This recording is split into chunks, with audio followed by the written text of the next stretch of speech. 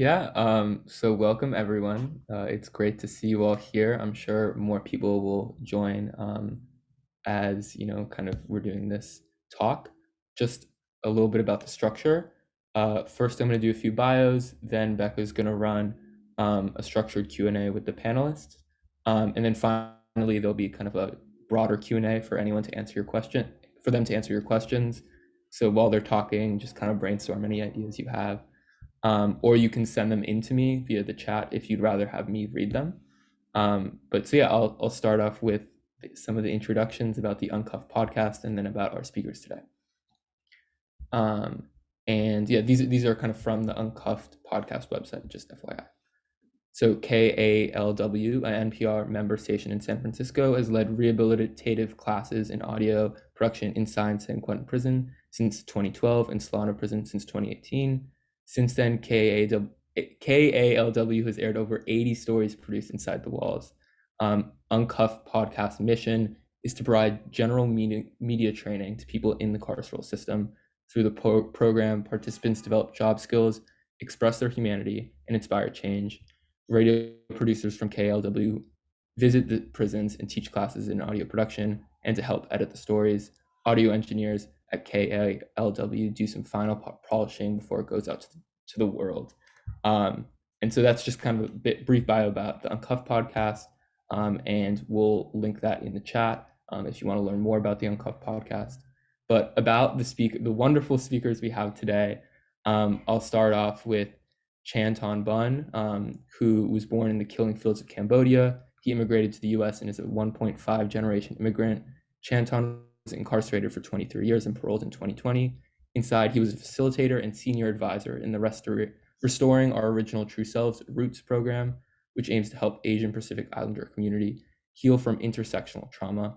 He's an accomplished artist specializing in pen urban art and has shared personal stories of incarcerated individuals through the radio. Now, Bun works for the group Asian Americans Advancing Justice, Asian Law Caucus as the Yuri Kochiyama Fellow. And then you all can support Chanthon's pardon to the state governor as well. And we'll provide resources about this in the chat, or if Chanthon wants to enumerate that on that later. About our next speaker, Eric Abercrombie, also known as Maserati-E. He was born in Oakland, California. He's a musician, producer, facilitator, and activist. He learned sound design and film while incarcerated and was featured in the Uncuffed episode Maserati-E and the Emmy-nominated documentary Cue Ball. Eric shows the world how people are not defined by their past or current conditions and gives a glimpse of what can be accomplished when people are afforded the opportunity. Eric plans to change the world by changing the way we view the world. And then Ninna Gaensler-Debs is the director of KALW's program in San Quentin Prison. Ninna worked as a reporter and editor for Cross Currents for almost 7 years. Her work has appeared on 99% Invisible, KQED, NPR, Snap Judgment, Matter Detour, and more. In addition to her work at San Quentin, she currently teaches as adjunct professor in audio production at University of San Francisco and serves as an editor for Condé Nast Audio Division, editing the Get Wired podcast. And then last but not least, Ben Trefny is the director of KALW's news department. He produces the nightly news and culture show Cross Currents and supervises special projects including KALW's Audio Academy training program and Uncuffed. He's a master's degree in journalism, and he serves as the president of Northern California's chapter of the Society of Professional Journalists, and has helped establish a satellite chapter in San Quentin. He's also a Pomona alum, so we're happy to have him and everyone else here. So with those introductions, I'm going to hand it off to Becca, who's going to have some structured Q&A for our wonderful participants. Great. Thank you so much, Jacob, and thank you all for being here. A lot of what we're going to talk about today is about the power of storytelling, in particular to kind of reach beyond bars and tell deeply humanizing stories that connect with us all. So just as a kind of warm up or starting question, Can you all walk us through the process of making an episode, from the beginning of a concept or idea to the fully finished product?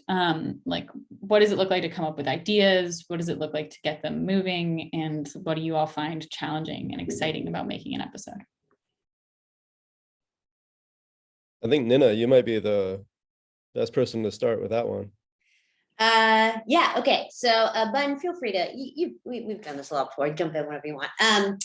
So the process has been trickier with COVID, so things got weird. But I'll talk about what it's normally like and what we usually like to be like. So generally, what happens is in class we have our participants, and they identify stories or conversations between two people that they want to tell, like the Father's Redemption one, or hearing about a musician, or Bun did an amazing story. You never finished your hula story. I really wish you had. It was such a good one. Anyways, so then they record these conversations. They work with an editor to cut them down and shape them and make them the sort of best version that they can be. And then those can air on the new show Cross Currents that we have. And also some of them go to our podcast, Uncuffed. And if that happens, what happens is that we have everyone listen to that conversation. And then there's a roundtable of the guys at the institution where it was produced. So if it was produced at Solano, it's Solano guys sit down. San Quentin guys sit down, and they have a conversation about some of the themes, the things that bring up for them: fatherhood, masculinity, violence, anger, all that kind of stuff, music. And then those sort of are like put in to contextualize the piece. And so we work on them on the inside, and we all get to a point where we think it's good. We have to get everything confirmed by a public information officer, because nothing can go in and out without their approval. And then we do a little bit of fine tuning in terms of audio engineering on the outside, and then it goes out into the world for people to listen to. Did I miss anything, Bun? No, that was great. I think that one thing is that when the story is originally pitched, then it's discussed with a team of people who are inside the class within the prison, and then it's also brought out to an editorial team meeting at KALW in San Francisco. So then our editorial news team will discuss it and bring up the points that work well for storytelling, or different questions that we might have that would enhance the piece. And then that is brought back in also to the class. So somebody like Ninna might bring back, if Bun, for example, were to pitch a story, then it would be discussed with the cohort who's there, brought out to somebody like me and also the editorial team, and then brought back into Bun so that he could refine it and then move forward with it. And then I'd be interested to hear from your standpoint, Bun, how it looks from your end when you were incarcerated. Yeah, a lot of the stories that I and some of my classmates do is a lot of them come from our experiences and what we want to share with the world. And then we'll give Ninna a pitch, and we all talk about it in a little ass room, and we all talk about it and share our views of it, and then like Ben says, sent out and comes back to us with little quotes or further questions, or dig deeper into this story. And a lot of times, like, all of us get frustrated, but then it takes us that whole week, because we meet again Friday, to like really understand what they're asking us. Because the way we tell a story is like we're talking to our buddies inside prison, like, hey, here's how it went down. But when Ninna brings back the question and asks us hard, like, what are you trying to show the people? What are you trying to tell the people? What are you trying to, what message are you trying to relay? And a lot of time we look at Ninna and we're like, damn, she's cutting us again. But during the course of the week, as we talk to our classmates, the guys that are in there, and we get different perspective, it get honed down to a more concise story of like, what are we trying to project and story we're telling people to see. So it takes a lot of practice to really, because a lot of us is like, oh, they're breaking our story down, but really is them training us to tell these stories and because we don't get it that we're telling it through radio and we have to make people see it in their minds of what we're saying, showing it. So yeah, it took me months to like really go back and forth in one story to like really hone it in. But it was a great process, and the more I got used to it, the easier it became to pitch stories and come up with stories and write my slug in a more concise way of what I'm trying to relay to the public.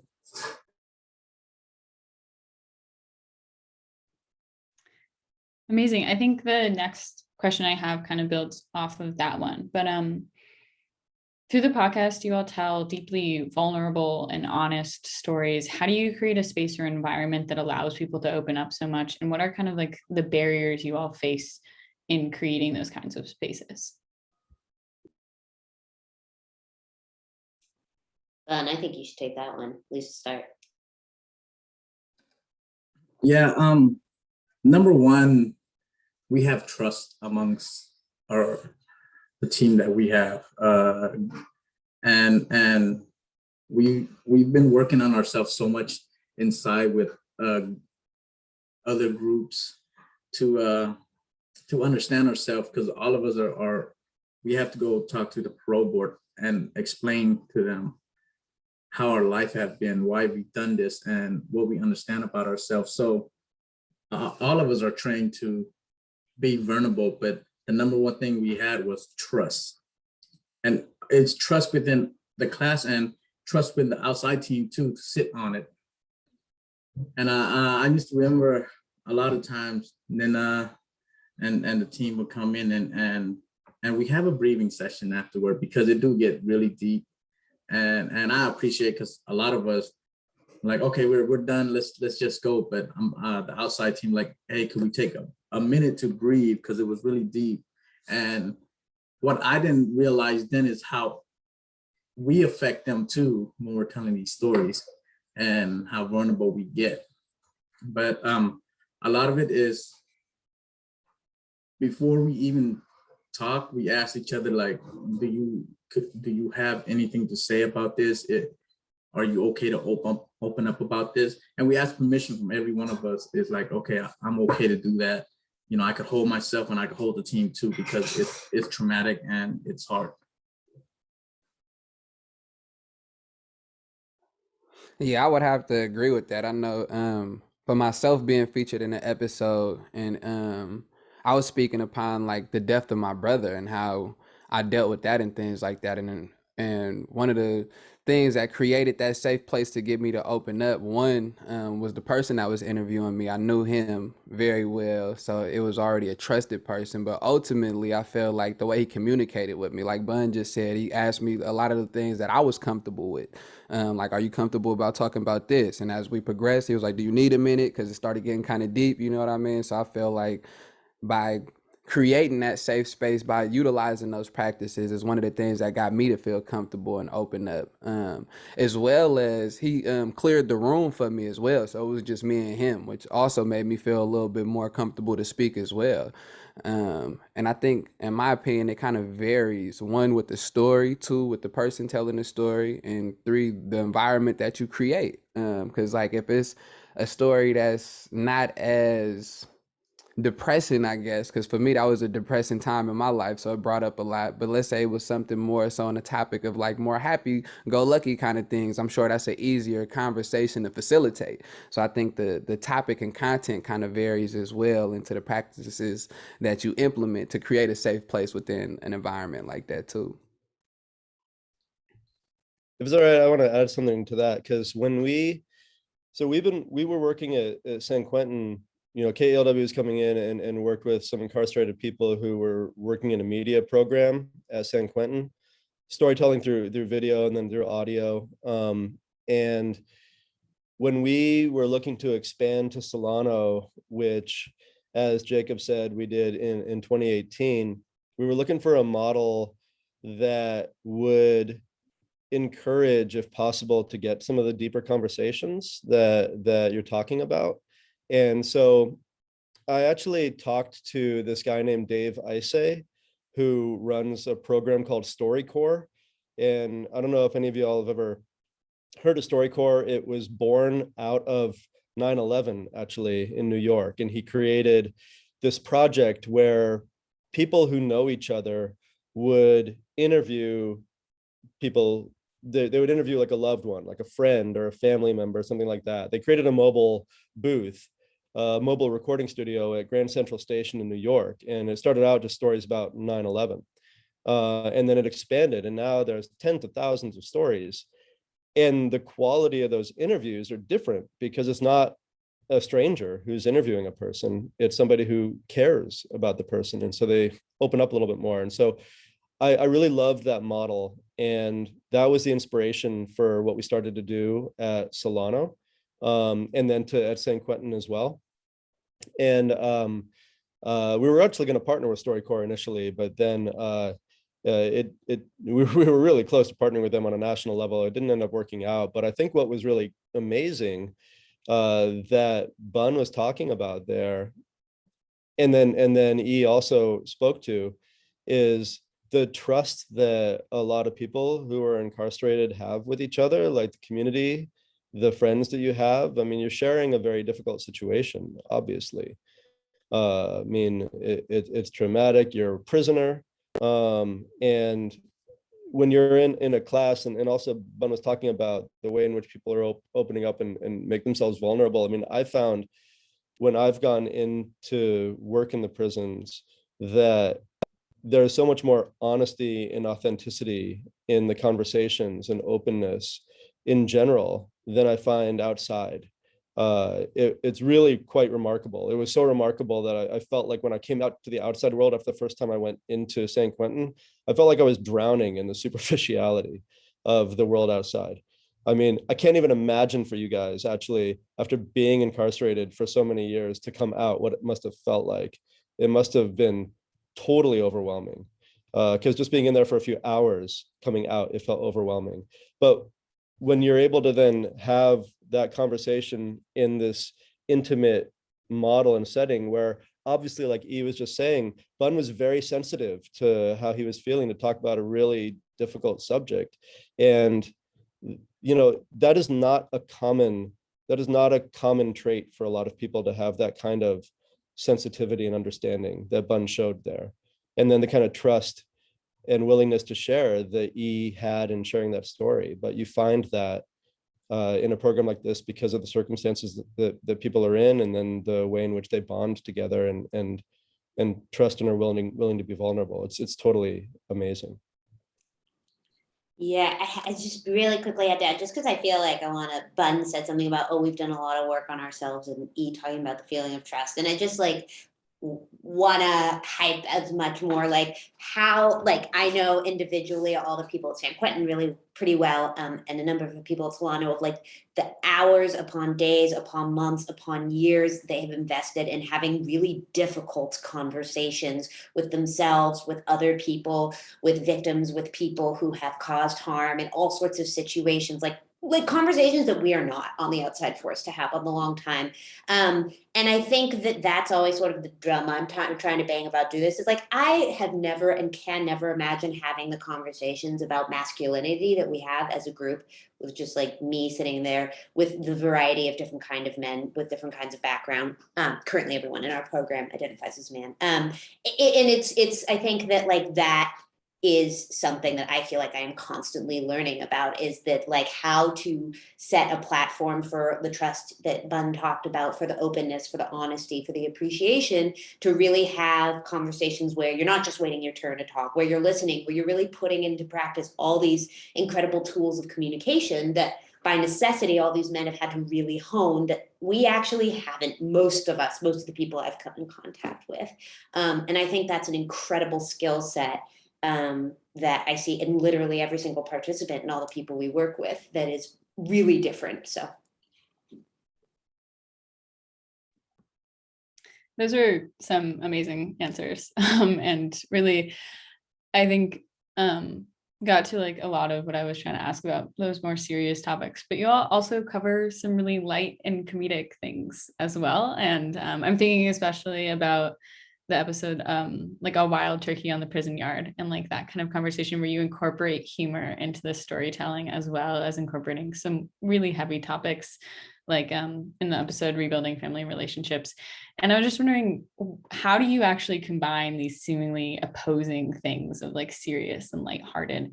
And what do you all think the role of comedy is in this kind of storytelling?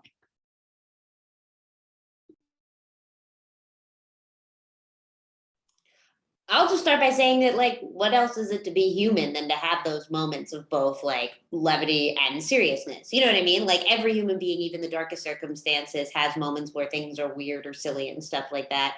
And I think that, I mean, I'd love Ian Bun to speak more to this, but like the whole point is to represent people as whole people and not just their worst days and not just their best days, but just like, what does it mean to be like a person existing, particularly in these crazy, difficult circumstances? And sometimes it is funny and weird. Yeah, I think we need comedy in radio. I remember some of the stories we did that were lighthearted and fun. Those are the stories when, the whole class could sit on it, other people could sit on it because we know it's not too heavy.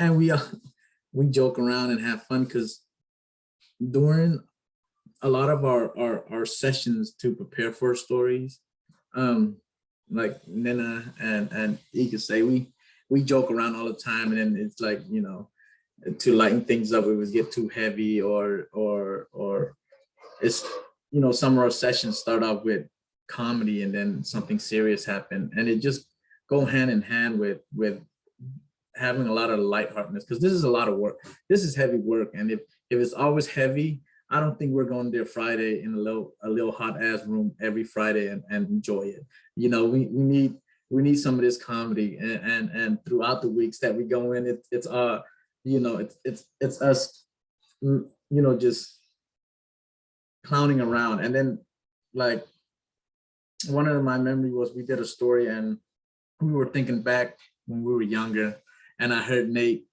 said, "Oh yeah, I remember my mom singing," and he started singing, and we all started laughing, like, "Damn, Nate, I didn't even know you could sing." And it just went on, and all of us just had jokes for each other, and that was real. Those are the stories that also capture like a lot of fond memories of us having fun together, doing a story that's fun, and even more connected to like, Nate, I've known you for like 2 years, and I didn't even know you like to sing like that, and it's just without comedy, I think all this hard heavy stuff would just weigh on us so much, and it'll weigh on our listeners too, and our audience.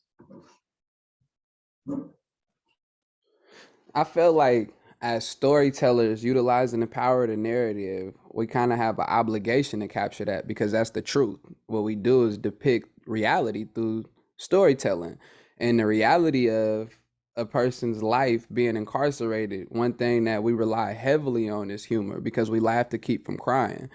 Like, we're in a very oppressive, toxic environment, so we have to do all that we can to create a safe place within that, to create a sense of humanity. At the end of the day, like, being isolated from free society, it does certain things to a person's mental where you feel like, at least for myself, I'll make an I statement here. I know for myself, I was incarcerated for literally a third of my life, from the age of 17 to 26. And I lost a piece of myself during that time, where I didn't feel like I was a part of society any longer. I felt like I only belonged to the society that we created within the walls. And a part of that relied heavily on humor. If we didn't play crazy, we would have possibly very well went crazy. You know what I mean? So that is a part of the journey. So I feel like we'll be doing an injustice if that wasn't captured, because that's the reality of the journey. Like, it's a bunch of laughing to keep from crying type moments that take place during, I feel like, anybody's journey of incarceration. It's a lot of silly dudes in there, you know what I mean? And that experience, luckily, doesn't detach people from that.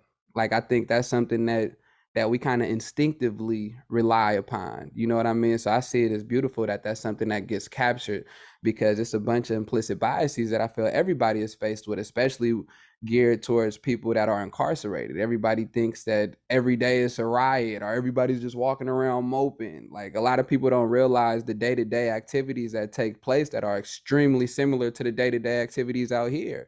Like, in there, you got to go to work, or you can be a deadbeat and just sit in your cell, just like how somebody could sit on the couch. Out here, you got to be in the right crowd, because you could get caught up in some BS. Same thing in there. You got to go to the store. You got to. It's a bunch of things that you have to do just for basic necessities in living.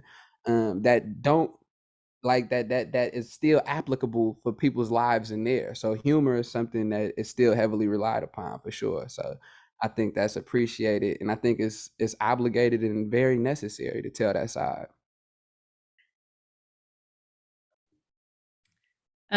Eric, to send a question right back to you after that great response. Music is like a really key and integral part of your storytelling.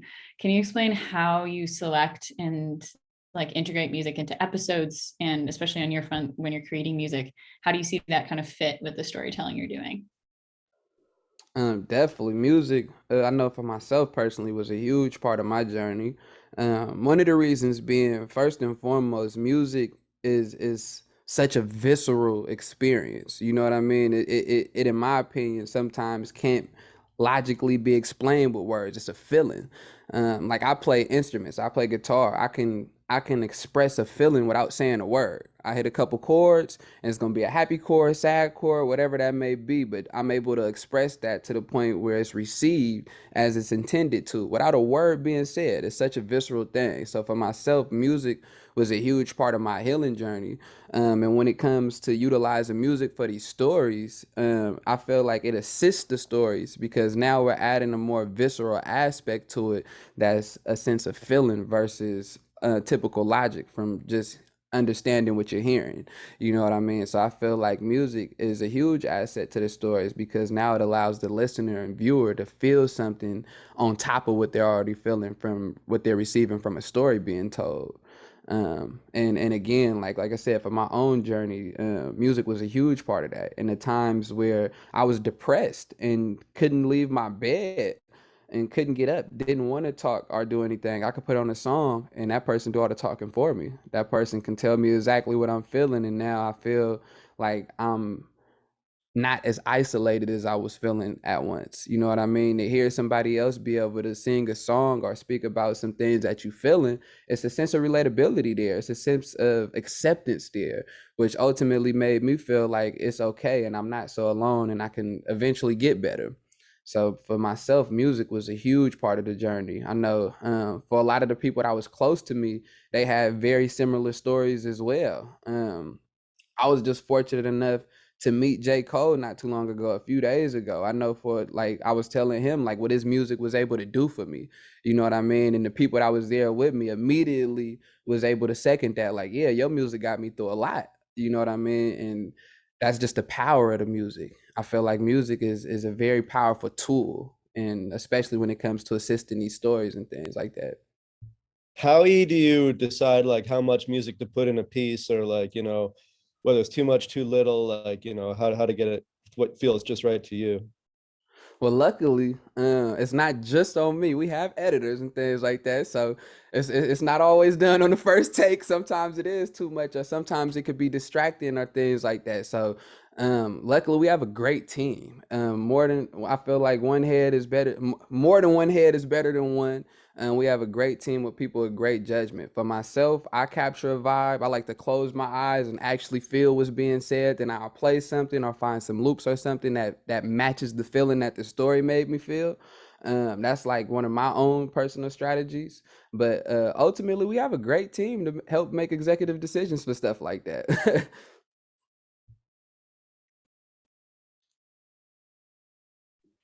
Amazing.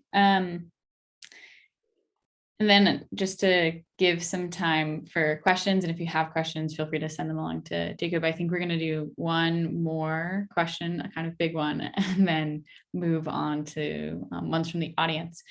But a lot of your more recent episodes from 2020 onward discuss the impact of COVID-19 on incarcerated people. Can you discuss a little bit what it was like to make podcast episodes during the pandemic, and then also kind of if and how your work shifted when the pandemic hit? And I know, Chanthon, you had COVID while incarcerated, and if you want to talk a little bit about that experience, that would be great. But if you don't want to, that's also totally fine. Yeah. When I came home with COVID, and I'm hearing news of my friends getting sick, my friends dying in there. Ninna called me and was like, "Hey, are you up to do a story and you know, tell everybody what's going on in there?" At that time, I think Ninna risked her life to come over and do that story. So she really put her life on the line on that one, because I was really sick. I was isolated, and I told Ninna, like, it might take a while to do because I can't talk long, because like I get into a coughing fit and I can't breathe sometime, but I'm willing to do it so the people would know what's going on with my friends in there, and that I call my family, because I spent 23 years in there, and a lot of them I've known for 20 years.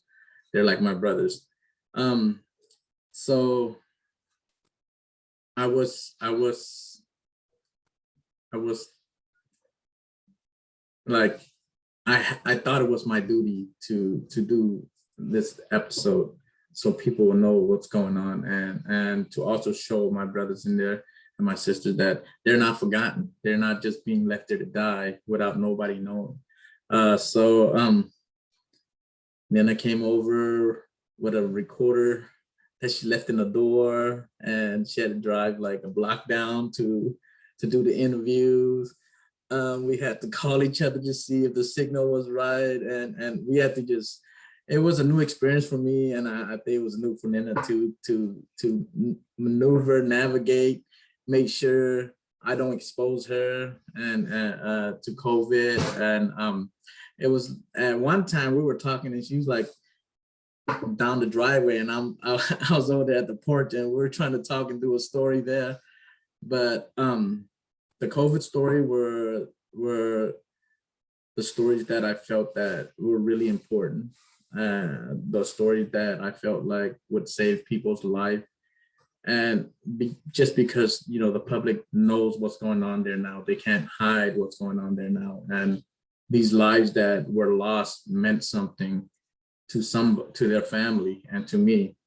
And I'm really appreciative of those stories. Because of those stories, a lot of people with the power to help out, you know, with you know, people that didn't care started caring. And with the COVID story, it was like one of the fundamentals of what kind of stories we want to tell. Stories that would change the system, stories that would show people that we're human. And I think during the COVID stories, it really hit people, and it really connect the people, the audience, to seeing us as human beings. And it really changed a lot of lawmakers' point of view, because after the stories aired, I went to testify in Sacramento in front of the Congress members about what was going on in there. And so that story alone was very powerful, and I believe helped in the COVID crisis in San Quentin, and also helped change people's mind about incarcerated people, that we're not all bad. We all have families, and we all have friends and loved ones that are in there, and we should be seen as human beings, not as just somebody, some people that could be thrown away. So the stories during COVID was really, really powerful and meaningful for me. I just want to zoom out and give a little bit of context, because some of you might have known what was happening inside prisons at that time, but I think it's really useful to sort of understand that, as you can imagine, like you may have heard the term congregate settings during COVID, right? And those are settings in which lots of people live together. You don't get a lot of distance from each other. There are not a lot of open doors. Prison is 100% that, right? It's open cells. San Quentin is incredibly overcrowded. It's, what is it? Like 40% over capacity, right? There's something like 4,000 people there. And so during the COVID outbreak, they continued to transfer people back and forth between prisons. And at one point, they didn't test some people on a bus that came in, and then COVID swept through the prison. I mean, like within 2 weeks, I think something like 2/3 of the population in the prison got sick. It was an incredible public health crisis. First of all, in the prison, but also in the Bay Area, considering all the, the guards that go in, the people, like it was a terribly, terribly mismanaged situation, to the extent that there's now a court case going on about it that Bun testified at. And 25 people died during that outbreak at San Quentin alone. And thousands, I think, across California and beyond, like prisons were horribly, horribly hit by COVID because they are just the best places to spread a disease like that. And many people inside prison have pre-existing conditions already. People who have lots of like lung conditions and breathing things are affected. And Bun himself had a pre-existing health condition we talked about in his piece. So when we talk about COVID in prisons, the impact was huge, particularly at San Quentin. Solano, in fact, is still under lockdown because they continually have COVID outbreaks. So when you think of the impact of the disease on certain populations, it was just unbelievably horrible, and people inside didn't have enough masks, enough hand sanitizer to protect themselves. So I wanted to sort of give that context there of why we felt like it was such an emergency, and quickly say, that story with Bun, Bun was so sick, and the amount of bravery and energy and all that stuff it took, particularly after getting out, risking deportation, to be a part of that. I think I will forever be incredibly, incredibly grateful that he was willing to participate in that. The other thing too is the fundamental basis of our podcast is we try very hard to have it be entirely by incarcerated people and voiced by incarcerated people. Like us at KALW, our voices are in it, and that's very intentional. That's what we wanted, a platform that would just like help get people's voices out. But COVID presented a problem because everything was in lockdown. We could barely get in touch. We couldn't get in whatever. And it wasn't just us, it was loved ones and family members. We started getting like emails and phone calls being like, I haven't heard from my husband, my son, my brother, my whatever in weeks. I don't know if he's sick. I think he's in the hospital. No one will tell me anything. And so I think that's how we sort of came up with this idea of the COVID letters as service, like this opportunity for people to write something. Because there's internal TV in the prisons called TRP TV, where they have sort of like, they can air things within the prison. So our thought was, and also there are radio stations, right? Like, record loved ones from the outside sending messages inside, so at least people can hear. There can be some version of communication like, hey, we're here, we're thinking of you, we miss you, we love you, we can't wait to see you, that kind of thing. So even though it really sort of broke the conventions in that way, it felt really important in terms of our sort of bigger purpose in serving the community of people affected by the carceral system, connecting people and allowing for the full humanity of, understanding like it's brothers and sons and wives and daughters and all that kind of stuff that's on the inside suffering from this too. So Bun's episode was one of a few that we did where the people who are not currently incarcerated participating in our program were voicing it or speaking on the episode for that reason.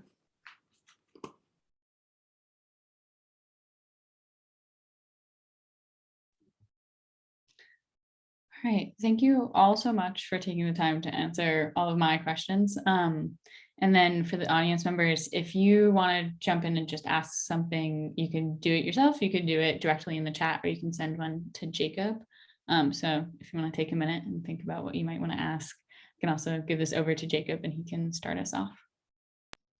Yeah, I can start off with one from Alita, who sent one in. Alita asks, did your participation in the podcast change how you interacted with others who weren't part of the podcast? And I think that might be directed to Bun and E, but correct me if I'm wrong, Alita. Do you want me to read that again too? I read that a little quick. Did your participation in the podcast change how you interacted with others who weren't part of the podcast? No, not really. But what being on a podcast really like sparked. I listen more. Like Ed knows I'm an easygoing guy.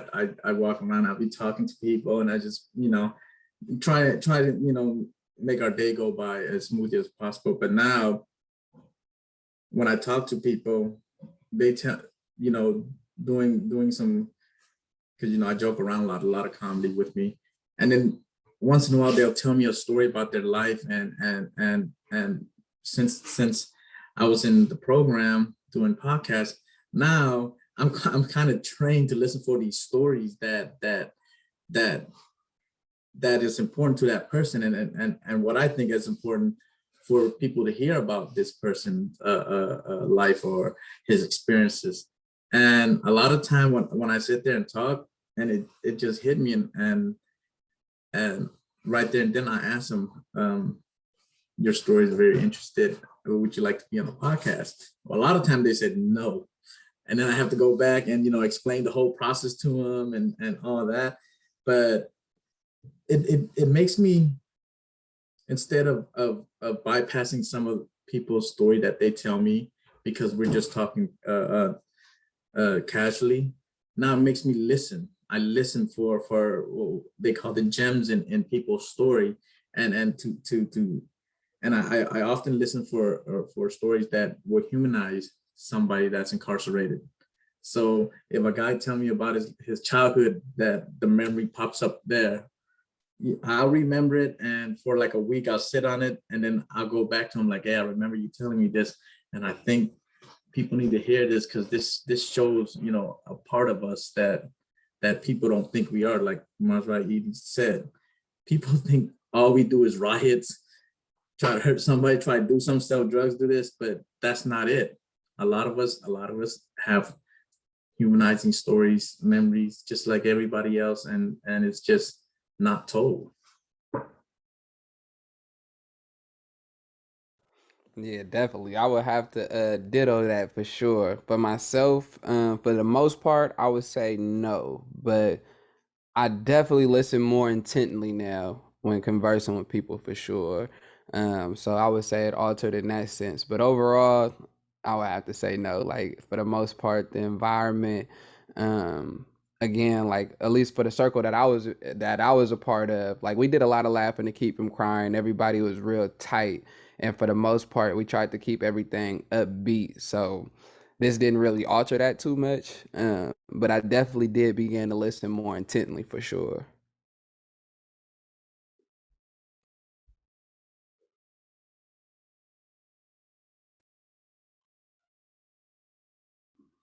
Great. Awesome responses. If anyone else has more questions, that's the only one I got sent. Oh, here we go. Liza sent me one. Thank you, Bun and Eric, for sharing your stories. Interested to know what you think is missing from the podcast. What would you like to hear that hasn't been covered? That's a good question. That's a great question. I'm gonna have to put a little bit of thought into that one. I would definitely like to answer that with more intent. Great question. Thank you.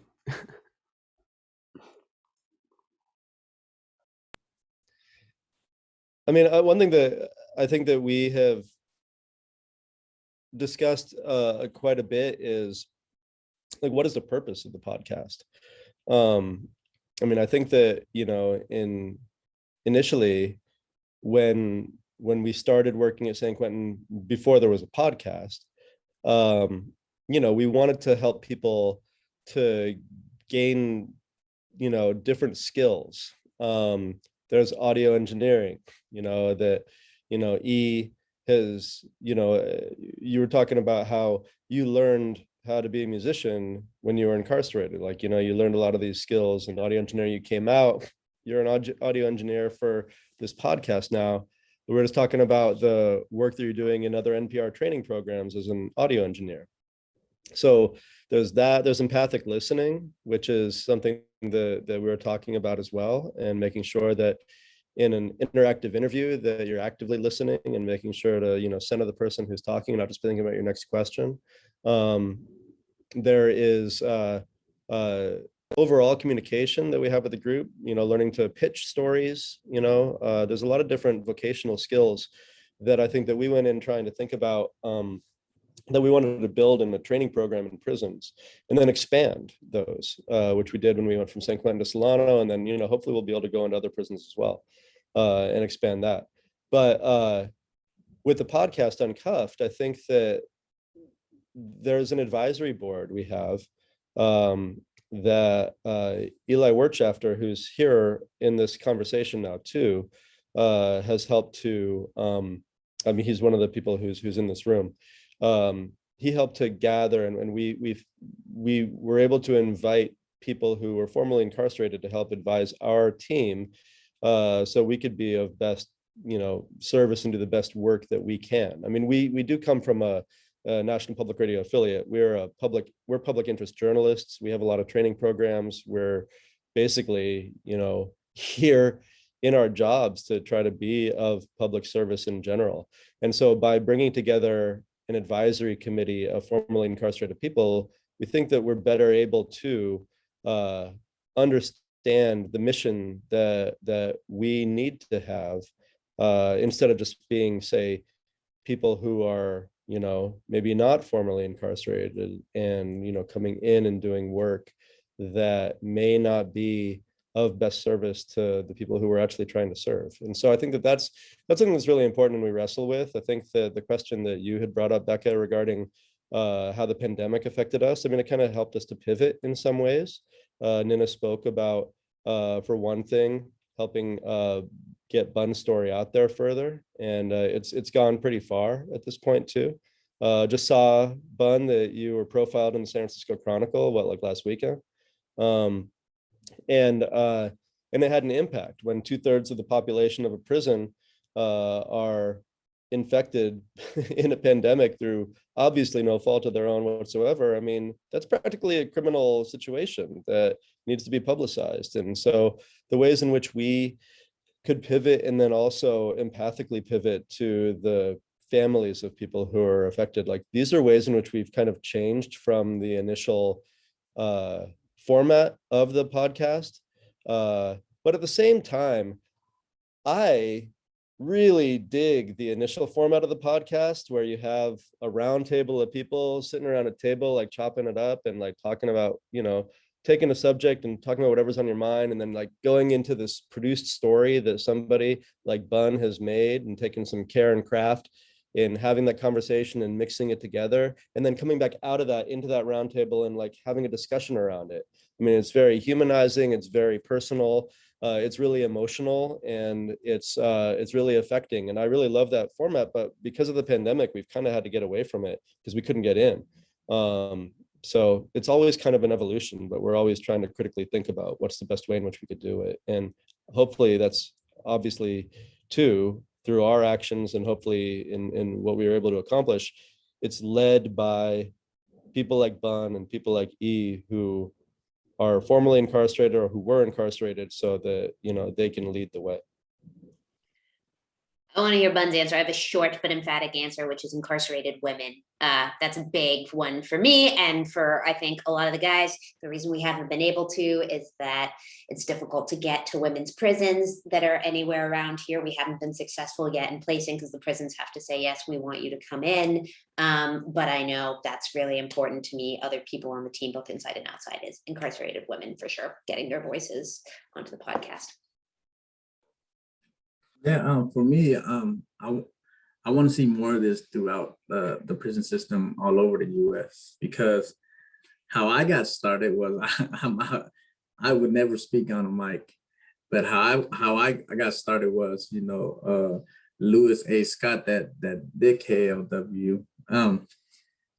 It was just us talking and him seeing that, hey, you have a lot of point of views, you have a lot of stories, and people need to hear your stories, hear what you've been through and all that. And I was like, nope, nobody cares. And that's what a lot of us think, that when we're incarcerated, nobody cares about, nobody want to hear from us, just shut up, do your time and go.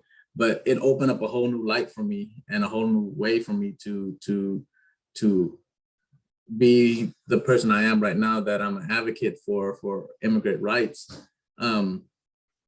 Part of my speaking, part of my advocacy was from KALW and the training that I had for speaking, for telling stories.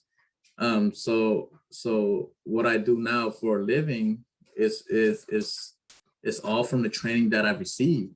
And I don't think I could speak as I do now if I didn't have that training, if I didn't have that encouragement, if I didn't have that experience in telling stories, the experience and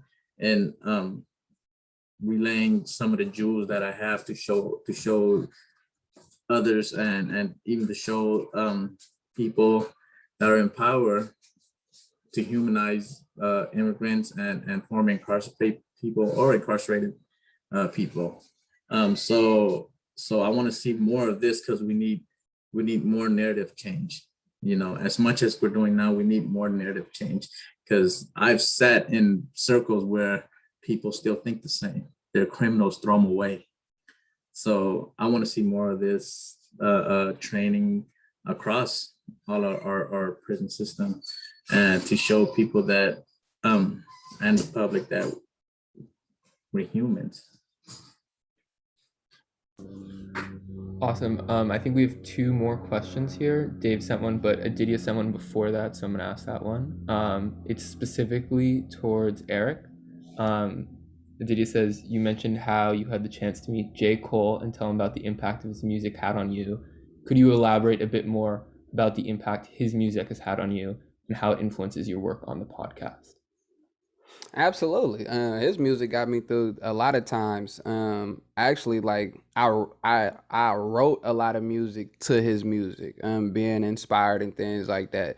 So one of the ways his music impacted me was definitely giving me hope for a brighter tomorrow. Like, one of the things that he definitely preaches, should I say, is like empowerment itself and growth and things like that. And that's something that I rely heavily on in my journey to progress as a person. You know what I mean? Like, the person, the little boy that I was at the beginning of my journey of incarceration is far from the man that left those prison walls. And a lot of that came for like my hunger for wanting to grow. And he was one of the people that inspired me to do that through his music, because he's one of those like conscious rappers. So he drops a lot of jewels in his music.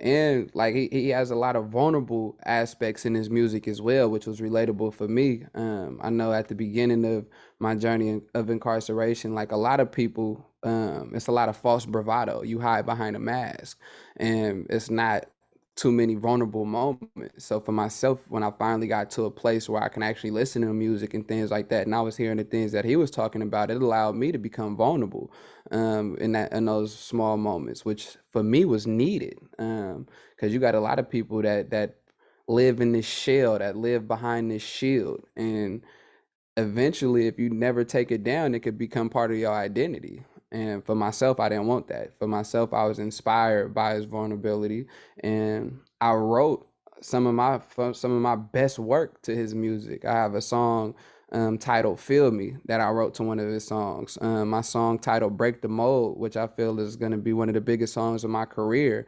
The first verse of that was written to one of his songs. So like, I was just breaking down like different aspects. He got a song called "Break Down." I was telling him how that impacted my life and things like that. So like, yeah, his music definitely impacted me tremendously, and it was a trip to be able to relay that to him, because when he's such a humble person. One of the things that he was relaying to us was he's getting to a point where he's getting out of touch with reality, in the sense of, is his music actually making impact? Do people care? His verbatim words, like, I don't know if people even give a fuck. Like, that was exactly his words. And I'm like, oh, we do. We definitely do. Let me be the first to say, like, we definitely do. And it's still making a lot of impact, especially like his last album, Off Season. He was dropping a lot of jewels in that one. So it was just pretty dope to be able to reassure a person like that and give that confirmation of the power of their work. Because it definitely helped me on my journey tremendously. We are almost out of time. I just wanted to check and see if you all have time for one more question. It's all right if you don't. I just also wanted to say, if you all have any resources or just like things that you're working on that you want to share, please feel free to put any links or descriptions in the chat and share it with people here, but we can also share it with the wider 5C, the Claremont College community as well. So yeah, I think if you're all okay, we have one more question from Dave and then we'll wrap it up. Yeah, and on that note, Bun sent earlier the pardon template in the chat, so just make sure you check that out. Yeah, it just requires actually like an Outlook login, Microsoft login, but everyone at Pomona should have one of those. But yeah, just the last question from Dave. Let me scroll up, find this. Thank you so much, Bun and Eric and Ninna and Ben, for being here today. I was wondering what you all have found to be the greatest challenge to educating the public about the conditions of the prison system and influencing policymakers to make meaningful action on supporting returning citizens and making changes to the prison system.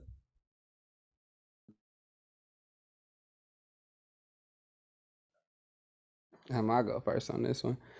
For myself, I feel like one of the things that's difficult to do is change a person's belief system. When you've been groomed to believe something, and there's so many different tactics, in my opinion, that goes into the development of a perception of, or the perspective, should I say, of people that's incarcerated. You got like media, for instance. We all know and have witnessed how the media sensationalizes incarcerated people to be violent, to be uneducated, to be animalistic in a lot of forms. And it's just far from the truth. I think a lot of people don't realize that it's people in there. We've been programmed to believe that the people incarcerated are the scum of the earth. We're the problems of the world. We don't deserve to be seen as humans. And I feel like once a person develops that belief system, as of any belief system, it's hard to detach from that and break that when that's something that you were taught and truly believe. And I feel like one of the best ways to do that is through basic communication. I've encountered so many people in my life since I've been released from prison that didn't have the slightest clue that I went to prison. And when I tell them that, they're like, oh my God, like I would have never thought, I would have never known. And when I get to educating them on these things, now they have a living example, living proof of somebody that was able to grow and completely defy what their logic and perspective of a person coming from that circumstance and situation is supposed to be. So I think one of the most challenging things, again, is deconstructing a person's belief system to reconstruct it. And I feel like one of the best ways to do that is by doing exactly what we're doing now, utilizing the power of the narrative, telling our stories, utilizing our experience, because we're the experts in this situation when it comes to the growth of this experience, when it comes to the ins and outs of this experience. And I think by doing something as simple as just like communicating with people and telling them that, at least in my experience, that's what's been the most impactful, just chopping it up with people, sometimes complete and total strangers. It could be something as simple as, hey, how you doing today? And that sparks a conversation, and the next thing you know, that opened up the door to tell them like, yeah, I just came home after doing 9 years. And they're like, what? You? Like it's unbelievable. So I think the easiest way to do it, again, is just to utilize experience and the growth from the experience versus the things that typically get sensationalized in the media.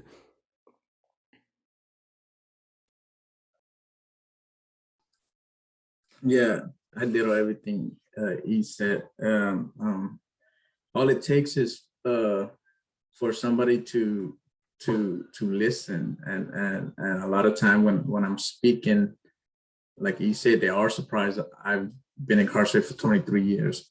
And the one thing they often say or think is like, I'm the exception, and I'll tell them I'm not the exception. There's hundreds and thousands of us like this, and I often send them to Uncuffed to listen. So if you listen to Uncuffed, you'll see men that are vulnerable, and you listen to some of their stories. We all could relate.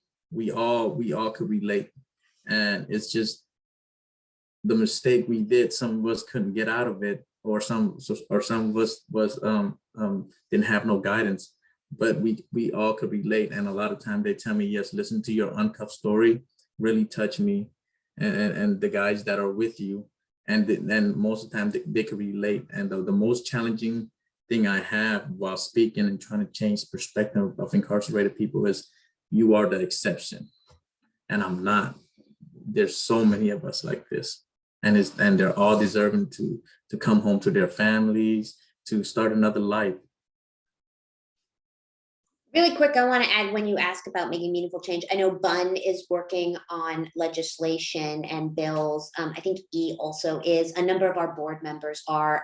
So I would say, I don't know if you can drop that in the chat right now, Bun, or send that over to Becca and Jacob to forward. But one way I think I would say is like, look at the things that incarcerated and formerly incarcerated folks are really pushing in terms of law change, whatever, and stuff like that, and put your weight behind them in order to make it louder. Because it turns out politicians love constituents who can vote right now. So I would say that's a really good place to start, is like, look for places that really seem to have a lot of support with formerly incarcerated folks like that.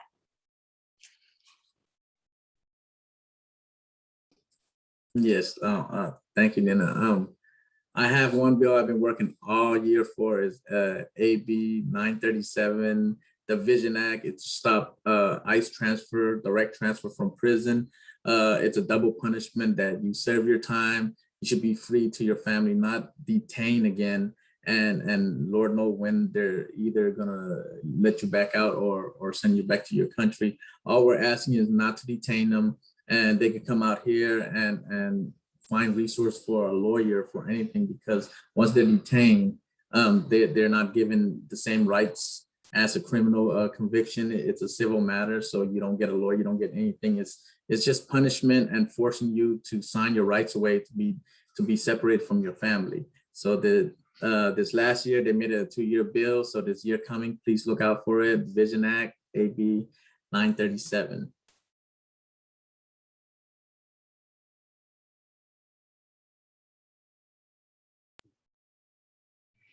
Okay. Thank you all so much for taking the time to have this amazing conversation with us. I think there's still a couple more things in the chat, so if you all want to take a second and look through. But once again, thank you all so much for taking the time to talk to the Pomona Student Union today. We're really thankful for it. I'm going to stop the recording momentarily, but we will share that with you all, and it will also be up on our YouTube. So if you want to send it along, we will make sure that it's available. All right. Last thing, really, really quick, our inside participants don't get to hear feedback from people very often, and it really means a lot to hear from listeners on the outside. So if you're ever moved to share something with us that we can bring in, that's always something that's really appreciated from the guys at Solano and San Quentin. So just going to throw that out there too. Beautiful. All right. Thank you all so much. Thank you so much for inviting us. Thank you all.